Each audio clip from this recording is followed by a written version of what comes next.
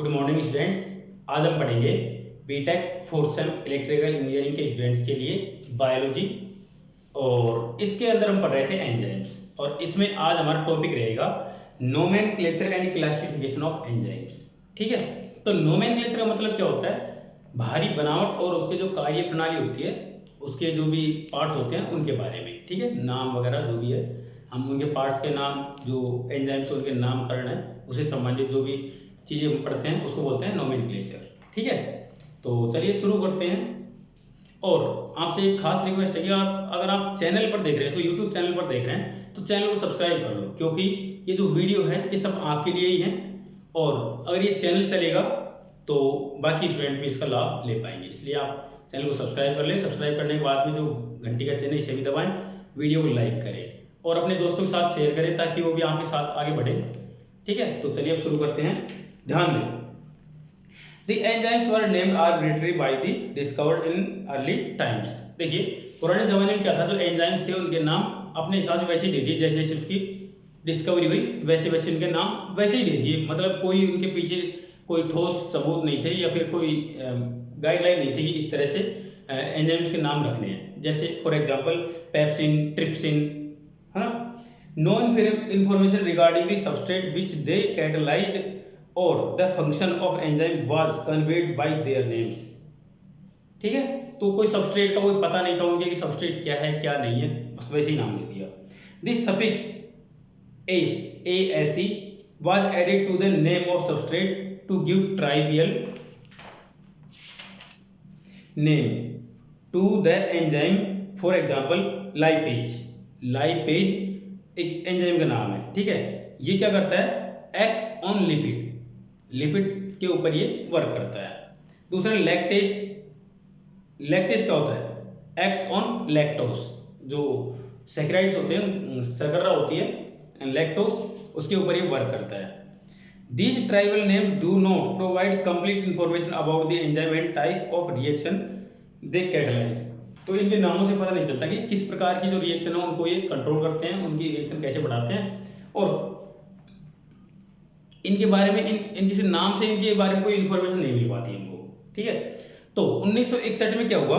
The international union of biochemistry IUB ने enzyme commission appoint किया, जिसमें इनका नामकरण फिक्स हुआ कि हमें एक एंजाइम का नाम कैसे देना है। ठीक है, तो यहां पर उन्होंने उनका नाम दिया। तो since the IUB system of enzymes classification is followed according to this system, enzyme have been classified into 6 major classes as follows. तो उन्होंने क्या किया, IUB ने सारे एंजाइम्स को 6 भागों में, 6 कैटेगरीज में डिवाइड कर दिया। ठीक है, डिवाइड करने के बाद में हर एक का नामकरण अलग तरीके से हुआ। तो चलिए देखते हैं एक-एक करके।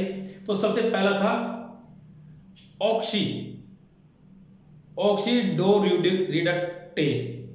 ऑक्सीडोरिडक्टेस ये किस तरह के एंजाइम्स होते हैं? देखिए, these enzymes help in the transfer of functional group amongst the substrates. तो यहाँ पर जो सबस्ट्रेट होते हैं उनके बीच में जो मेन ग्रुप होता है, जो एक तरह से फंक्शनल ग्रुप होता है, एंजाइम के अंदर एक मेन ग्रुप होता है, आप जानते हो, जैसे एमिनो ग्रुप है, उस तरह से हाइड्रोक्सिल ग्रुप है। तो इस तरह का कोई मेन कार्यकारी ग्रुप होता है, उसको ट्रांसफर होता है इनके बीच में ना। तो चलिए देखते हैं आगे। एंजाइम्स दैट पार्टिसिपेट, चलिए इनके के बारे में देखते हैं। ऑक्सीडो रिडक्शंस के बारे में देखते हैं सबसे पहले। तो पहला क्या है? Enzymes that participate in oxidation. देखो ऑक्सीडेशन का ऑक्सीडो से आप समझ जाओगे कि यहाँ पर जो एंजाइम ऑक्सीडेशन में पार्टिसिपेट करते हैं उनको बोलते हैं ऑक्सीडो रिडक्टेसेस। Oxido reductase. ठीक है, उस ऑक्सीडेशन के अलावा ये रिएक्शन भी करवाते हैं और कैटलाइज ट्रांसफर ऑफ इलेक्ट्रॉन्स। तो यहाँ पर कैसे कैटलाइज करते हैं? इलेक्ट्रॉन का ट्रांसफर करके। अब दूसरा पढ़ेंगे हम ट्रांसफरेज। ट्रांसफरेज ये क्या करते हैं? यहाँ पर जो फंक्शनल ग्रुप है उसको ट्रांसफर करते हैं। अभी सॉरी, मैंने आपको थोड़ा गलत बता दिया था। यहाँ पर जो ट्रांसफरेज है ये जो फंक्शनल ग्रुप है उसको ट्रांसफर करता है, और ऑक्सीडेटिव रिडक्सेज है ये क्या करता है? ये ऑक्सीडेशन रिएक्शन करता है। ऑक्सीडेशन रिएक्शन कौन कौन सी होती है? जिसके अंदर ऑक्सीजन जुड़ती हो, या फिर हाइड्रोजन हटती हो, या फिर ट्रांसफर ऑफ इलेक्ट्रॉन होता हो। तो तो उनको बोलते हैं हम ऑक्सीडेशन रिएक्शन। ठीक है। तीसरा टाइप है हाइड्रोलिसिस। हाइड्रोलिसिस का मतलब आप समझते होंगे, वाटर से रिलेटेड कोई रिएक्शन होगी। They are the enzymes that participate in hydrolysis reactions and generally transfer the function group of the substrate molecules of water. तो यहाँ पर ट्रांसफर होता है वाटर मॉलिक्यूल का। ठीक है। एक रिएक्शन मतलब एक केमिकल में से वाटर मॉलिक्यूल टूट कर निकलता है बाहर, किसी दूसरे उसके साथ में जुड़ता है या नहीं जुड़ता उससे फर्क नहीं पड़ता, लेकिन यहाँ पर वाटर बाहर निकलता है, इसको बोलते हैं हाइड्रोलिसिस रिएक्शन। तीसरा लाइज। लाइज क्या करते हैं? They are enzymes involve in breakdown of compound releasing molecules like water, ammonia, carbon dioxide etc. These are involved in addition of group to double bonds or removal of group from the substrate molecules resulting in double bond in formation या formation। तो देखो यहाँ पर क्या होता है, lies क्या करता है, यहाँ पर जो भी बड़े मॉलिक्यूल होते हैं, जैसे बड़ी बड़ी श्रृंखलाएं होती हैं, जैसे जो हम खाना खाते हैं, उनको एक छोटे मॉलिक्यूल में तोड़ने का काम करते हैं। छोटे मॉलिक्यूल जैसे क्या होते हैं? अमोनिया, कार्बन डाइऑक्साइड गैस, ठीक है, मीथेन, ग्लूकोज, फ्रुक्टोज, इस तरह से छोटे छोटे मॉलिक्यूल में तोड़ने का काम करते हैं लाइज जो एंजाइम होता है। ठीक है। नेक्स्ट है हमारा पांचवा आइसोमरेज। आइसोमरेज जानते हैं क्या होता है? पॉलीमर होता है। तो उसमें क्या होता है, जब एक ही जैसे यूनिट मिलकर जो पॉलीमर बनाते हैं उसको बोलते हैं आइसोमर। ठीक है। और जब बहुत सारे अलग अलग तरीके होते हैं तो पॉलीमर तो होते ही हैं उनका नाम। तो यहाँ पर देखिए such enzymes participate in isomerisation reaction and transfer groups within molecules to yield isomeric form. ठीक है। तो यहाँ पर क्या होता है, आइसोमेरिक फॉर्म में जो जब ग्रुप है उसको ट्रांसफर करने के बाद में जो मॉलिक्यूल है उसको आइसोमेरिक फॉर्म में कन्वर्ट कर देता है। मतलब एक जैसे ग्रुप को, मतलब ग्रुप को हटाकर सिर्फ एक जैसे ही पॉलीमर बना के तैयार कर देता है, उसको बोलते हैं आइसोमेरेज। और लास्ट है लियागेज। अब लियागेज कैसे काम करता है यहाँ पर? These are enzymes that cause binding of two substrate molecules and they are named as the word liagate means to bind in Greek language। मतलब यहाँ पर बांधना होता है ना। ग्रीक लैंग्वेज में इसका मतलब होता है, लियागेज का मतलब होता है बांधना। These enzymes are involved in formation of carbon carbon, carbon sulphur, carbon oxygen, carbon nitrogen bonds bye condensation reaction along with ATP cleavage. तो यहाँ पर जो लियागेज एंजाइम है तो है, ये क्या करता है, यहाँ ये carbon carbon, carbon nitrogen, carbon oxygen, carbon sulphur, इनके बीच में बॉन्ड बनाने का काम करता है और यहाँ पर एक बड़ी श्रृंखला बनाने का काम करता है। ये जस्ट ऑक्सीडेज के जस्ट उल्टा होता है। यहाँ पर वो क्या करता है, इनको ऑक्सीडेशन करके छोटे छोटे भागों में तोड़ता है। और ये लाइगेज का भी उल्टा होता है। मतलब लाइगेज जो होता है उसका भी उल्टा होता है, वहां पर वो क्या करता है, छोटे छोटे मॉलिक्यूल्स में तोड़ता है। ठीक है। तो each class is further divided into सब क्लासेज एंड सब क्लासेज, ये और छोटे भागों में टूट जाता है। मतलब यहाँ पर बहुत सारे एंजाइम निकल कर बाहर आते हैं। Each enzyme is allotted A 4 digit classification number by the commission where the first digit represents the class, second digit represents the subclass, third digit represents the subclass and the last fourth digit represents the individual enzyme। ठीक है। मतलब जो पहला है वो class को, दूसरा सब क्लास, तीसरा सब क्लास, मतलब 2 बार सब फिर क्लास, और जो चौथी डिजिट है वो एंजाइम का नाम होता है। ठीक है। तो इन 4 तरीके से यहाँ पर इसने इसको 4 भागों में डिवाइड कर दिया इसको। ठीक है। तो देखिए यहाँ पर इसका एक एग्जांपल है, यहाँ पर एटीपी प्लस डी ग्लूकोज, मतलब ग्लूकोज डी, इनकी रिएक्शन करवाते हैं तो यहाँ पर बनता है ADP plus D glucose 6 phosphate. ठीक है। तो यहाँ पर देखिए जो एडीपी है ये क्या बन गया, एक तरह से एंजाइम बन गया। अब यहाँ से डी निकल जाएगा और टी वापस फिर से जुड़ जाएगा, तो फिर एटीपी हो जाएगा। तो इस तरह से यहाँ पर एक रिएक्शन होती है। ठीक है। तो ये एक एंजाइमिक रिएक्शन है। एंजाइम में क्या होता है, कोई भी चीज जो जुड़ती है कुछ देर बाद वापस हट जाती है और जो नया प्रोडक्ट बन के तैयार हो जाता है। ठीक है, तो अभी हमने पढ़ा ये टॉपिक। अब हमारा अगला टॉपिक है एंजाइम इनहिबिशन। एंजाइम इनहिबिशन, तो मैं इसको मिटाता हूं यहां पर।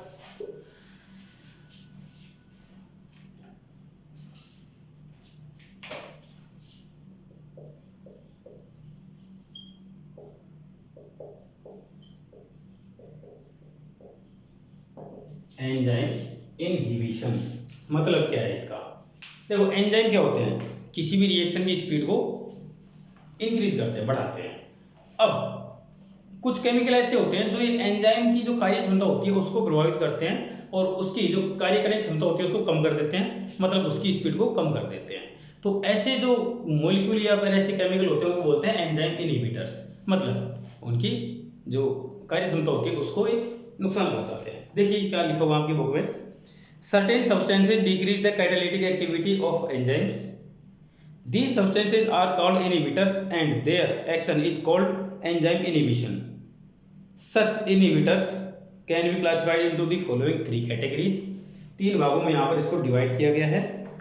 तो देखिए यहाँ पर पहला भाग है कॉम्पिटिटिव इनहिबिटर्स। कॉम्पिटिटिव इनहिबिटर्स, तो तीन भाग हैं और हाँ हर एक के तीन तीन भाग हैं। तो पहला देखो reversible inhibitors. Reversible inhibitors,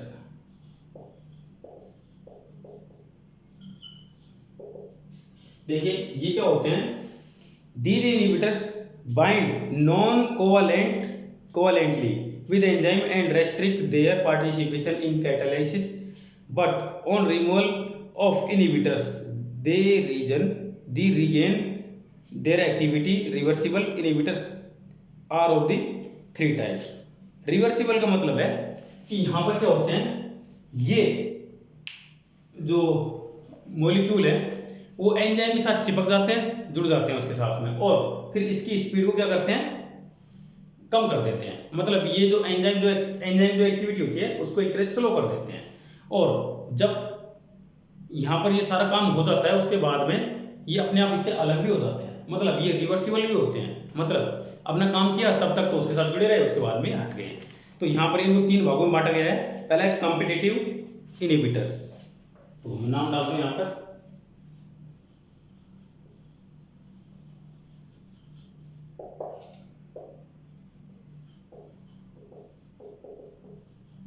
competitive inhibitors मतलब प्रतियोगी inhibitors. They resemble the substrate molecule, thus compete with the substrate to bind at the active site of the enzyme, making the enzyme unavailable for catalysis and inhibit the rate of the reaction. यहाँ पर ये क्या करते हैं, जो substrate होता है उसके साथ जुड़ जाते हैं और उसको एक तरह से ऐसा पैक कर लेते हैं कि जब कैटालिसिस आता है रिएक्शन करने के लिए तो उसको वो चीज़ अवेलेबल ही नहीं होती, मिलती नहीं है वो चीज़, है ना। और फिर क्या होता है, ये एक एग्जांपल देके बताता हूँ, आप समझ जाओगे। जैसे मान लो कोई लड़की है जिसको एक लड़का देखने आ रहा है ना, और जैसे ही वो आता है उससे पहले एक और लड़का आ जाता है और वो उस लड़की के साथ में इस तरह से एंगेज रहता है कि जैसे ही वो लड़का देखने आता है उस लड़की को तो उसको ऐसा लगता है कि ये दोनों पहले से ही कपल है ना। और वो ये सोच के चला जाता है कि ये पहले से मैरिड है, तो उसको फिर लड़की देखने कोई मतलब नहीं रहा, वो चला जाता है। और जैसे ही वो जाता है वो लड़का उस लड़की को छोड़ के चला जाता है। इसका मतलब क्या है कि वो लड़की मतलब किसी के साथ भी शादी नहीं कर पाई। ऐसा ही सिस्टम यहाँ पे होता है कि ये जो मॉलिक्यूल होते हैं ये क्या करते हैं, ये जो सबस्ट्रेट होता है उसके साथ रिएक्शन कर लेते हैं, मतलब उससे जुड़ जाते हैं। जुड़ने के बाद में जो रिएक्शन है, जो रियल रिएक्शन होनी है वो रिएक्शन हो नहीं पाती। जैसे ही कैटलिस्ट आता है वो रिएक्शन होती नहीं है, और जब कैटलिस्ट वापस चला जाता है आने के बाद में तो फिर ये अपने आप को छोड़ देते हैं, है ना। तो रिवर्सिबल है तो छोड़ देते हैं, मतलब ये कंपटीशन करते हैं उसके साथ में कि उससे पहले आ जाओ, अपना काम कर लो, और फिर जब वो चला जाए तो फिर उस काम को छोड़ दो, है ना। मतलब काम बिगाड़ने वाले होते हैं एक तरह से ये। दूसरा नॉन कॉम्पिटिटिव इनहिबिटर्स। देखो, they do not resemble the substrate molecule and do not bind the enzyme at the active site. Instead these inhibitors bind at some other sites the enzyme. Such binding of inhibitors to the enzymes might deform the conformation of the enzyme, making them unfit for binding with the substrate molecule, resulting in inhibition of catalytic activities. तो यहाँ पर क्या होता है, तो दूसरा है non competitive inhibitors. Non competitive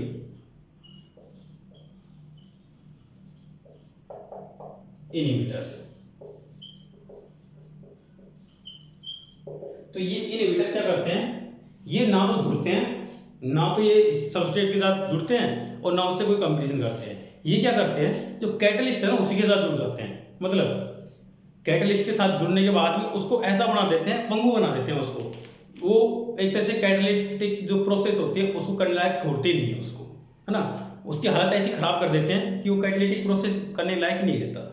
और फिर जब वो रिएक्शन किसी भी तरीके से दूसरे तरीके से हो जाए या फिर जब वो रिएक्शन अवेलेबल नहीं हो उसके बाद में उसको छोड़ देते हैं, फिर कैटलिस्ट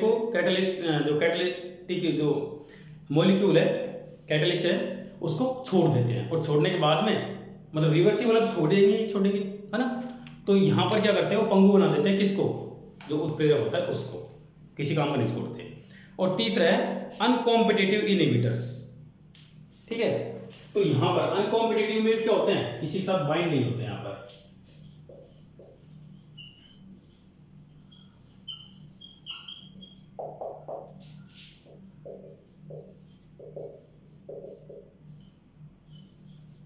देखो, देखने में ऐसा लगता है कि नॉन कॉम्पिटिटिव और अनकॉम्पिटिटिव ये दोनों एक दूसरे के जैसे ही लगते हैं, है ना। तो देखिए यहाँ पर कुछ तो फर्क होगा, क्या फर्क होता है जानते हैं। दे do not bind with the substrate but bind with the enzymes substrate complex. देखिए यहाँ पर क्या होता है, ये जो एंजाइम इनहिबिटर होते हैं ये क्या करते हैं, ना तो ये एंजाइम के साथ जुड़ते हैं और ना ये सबस्ट्रेट के साथ जुड़ते हैं। ये क्या करते हैं, दोनों के साथ जुड़ जाते हैं, दोनों को एक सिरे जोड़ लिया, दूसरे को दूसरे सिरे जोड़ लिया, मतलब दोनों को पास ही नहीं आने दिया, दोनों के बीच में आके बैठ गया, है ना। तो इस तरह से होता है कि दोनों को जब पास ही नहीं आएंगे तो रिएक्शन क्या होगी, मतलब एक को इधर एक इधर, मतलब किसी कपल के बीच में आके सो जाते हैं ये, तो उसकी रिएक्शन को ये करने नहीं देते, है ना, जिसकी वजह से क्या होता है, उनकी मीटिंग हो ही नहीं पाती। और जब कैटालिसिस और सबस्ट्रेट की मीटिंग होगी नहीं तो उनकी बीच में रिएक्शन कहाँ से होगी। तो ये काम करते हैं ये जो एंजाइम इनहिबिटर्स, जो अनकॉम्पिटिटिव इनहिबिटर्स होते हैं, ये काम करते हैं, है ना। जैसे एग्जांपल बताया था मैंने आपको, बार बार रिपीट नहीं करूंगा, थोड़ा सा अजीब लगता है, ठीक है। अब बात करते हैं हम इरिवर्सिबल इनहिबिटर्स। तो ये तो रिवर्सिबल था, है ना, कि ये विपरीत दिशा में मुड़ जाते थे, मतलब अपना काम करने के बाद में वापस हट जाते थे। और तो फिर ये जो इनहिबिटर्स थे रिवर्सिबल, ये बहुत खतरनाक होते हैं। क्यों? क्योंकि एक रिएक्शन खत्म करने के बाद में दूसरे को खत्म कर देते, फिर तीसरी को भी, मतलब रिएक्शन होने ही नहीं देते, है ना। अब हम दूसरा पढ़ेंगे इसमें, इरिवर्सिबल।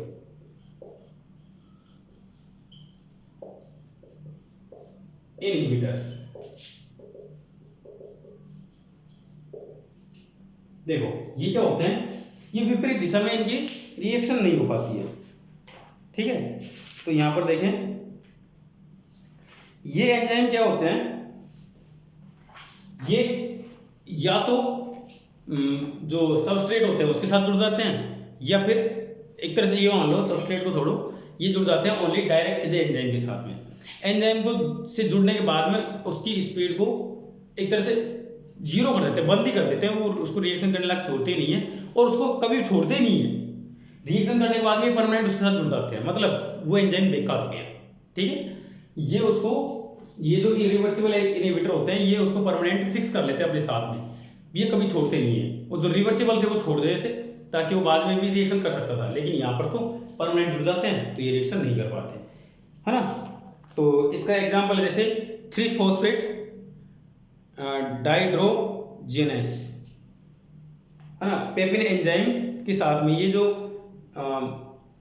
ग्लिसरैल्डिहाइड 3-फॉस्फेट डिहाइड्रोजिनेस, ये जो केमिकल है ये पेप्सिन के साथ में जुड़कर इसको इरिवर्सिबल इनहिबिटर की तरह वर्क करता है। और तीसरा पॉइंट एलोस्टेरिक इनहिबिटर्स, छोटे छोटे पॉइंट है। तीसरा देखिए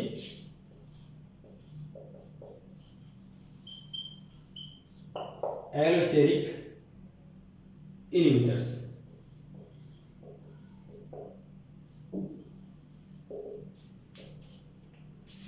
Some enzymes possess additional sites other than the active site.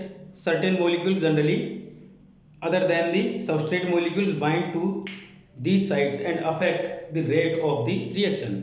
These molecules are called allosteric effectors. Binding of these molecules to the enzymes may either enhance or reduce the enzyme activity. Accordingly, they are called positive or negative allosteric effectors. मतलब ये अगर किसी enzyme की speed को बढ़ा देते हैं तो पॉजिटिव एलोस्टेरिक इनहिबिटर्स होते हैं, और घटा देते हैं तो नेगेटिव एलोस्टेरिक इनहिबिटर्स होते हैं। ये क्या करते हैं, इनके पास में एक एक्स्ट्रा साइट होती है, एक एक्स्ट्रा एक्टिव साइट होती है, ये एंजाइम के साथ में जुड़ जाते हैं, है ना। उसके अलावा बाकी अपना काम भी करते रहते हैं, ये दूसरा काम भी करते रहते हैं। ये या तो किसी जो सबस्ट्रेट के साथ जुड़ जाते हैं या फिर जुड़ जाते हैं किसके साथ में, एंजाइम के साथ में, ठीक है। एक एक्स्ट्रा एक्टिव साइट होती है इसमें, ठीक है। तो ये दोनों काम करते हैं, या तो उसकी स्पीड को बहुत ज्यादा बढ़ा देते हैं एंजाइम की, या फिर उसको घटा भी सकते हैं। तो उसके आधार पर पॉजिटिव नेगेटिव होते हैं। लास्ट है फीडबैक इनहिबिटर्स।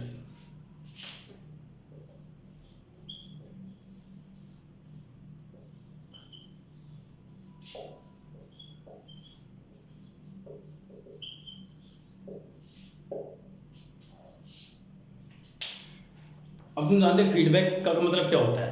फीडबैक का मतलब है कि जो भी काम हो रहा है उसके एक तरह से रिव्यू देना, फीडबैक होता है। फीडबैक इनहिबिशन और regulation is observed in metabolic pathway that have a series of reactions catalyzed by enzymes. The end product of the pathway, that is the final product of the pathway, may inhibit the synthesis or activity of the enzyme required for the first step or reaction in the metabolic pathway.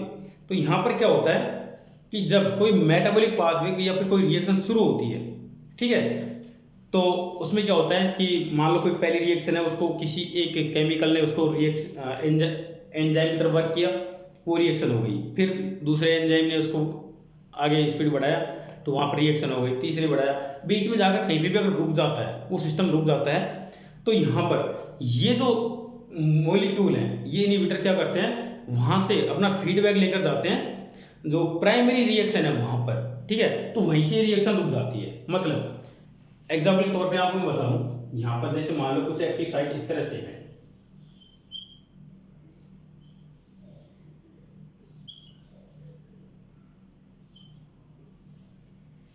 यहां से कोई reaction हुई, यहां से हुई, यहां से हुई, मान लीजिए यहां पर जाकर रिएक्शन रुक गई यहां पर। तो अगर ये रिएक्शन लगातार चलती रहेगी तो यहां पर प्रोडक्ट क्या होगा, इकट्ठा हो जाएगा, बड़ी मात्रा में इकट्ठा हो जाएगा। तो क्या होता है, जब ये यहां पर इकट्ठा होने लगता है तो यहां से एक फीडबैक मिलता है इसको कि यहां से रिएक्शन रोक। अगर यहां से रिएक्शन रोक देगा तो यहां पर आगे इकट्ठा नहीं हो पाएगा। तो ये फीडबैक का काम यही करता है, फीडबैक इनहिबिटर्स का, कि किसी भी कारण से अगर रिएक्शन रुक जाती है किसी भी कारण से, तो यहाँ पर ये बाकी जो स्टेप पर जो रिएक्शन हो रही है उनको ये रोक देता है, जाकर यहाँ से अपनी जो इंफॉर्मेशन है इनको शेयर कर देता है, ताकि ये अपना वर्क बंद कर देते हैं, ताकि यहाँ पर लोड न बढ़ जाए। अगर ऐसा हुआ तो क्या हो जाएगा, यहाँ पर लोड बढ़ जाएगा, जिसकी वजह से ये सिस्टम फेल हो सकते हैं। तो यहाँ पर सिस्टम फेलियर बचाने के लिए फीडबैक इनहिबिटर्स वर्क करते हैं, ठीक है। तो ये एक तरह से बॉडी के लिए हेल्पफुल भी होता है और बहुत अच्छा होता है। तो बच्चों इसी के साथ अपना ये जो चैप्टर है एंजाइम्स ये खत्म होता है। आपको ये इस चैप्टर में कहीं दिक्कत आई हो तो आप मुझे कमेंट करके पूछ सकते हैं। वीडियो को लाइक करें, दोस्तों के साथ शेयर करें और प्लीज चैनल को सब्सक्राइब कर लें। अब मिलते हैं अगले चैप्टर के साथ में अगले वीडियो में। Thank you.